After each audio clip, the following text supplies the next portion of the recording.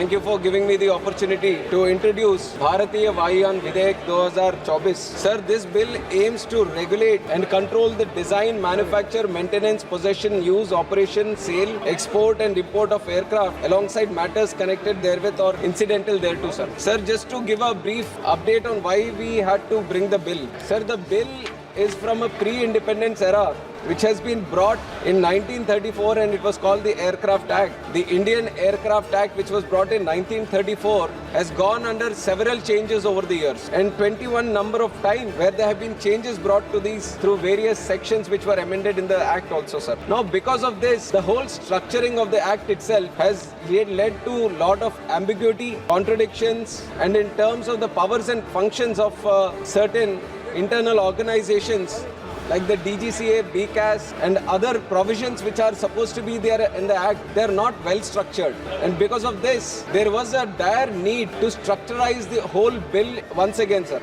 And that is why we have brought the Act again, making a lot of changes, bringing a lot of structure into this. And that is why I would like to introduce the bill again, and I am open to all these suggestions.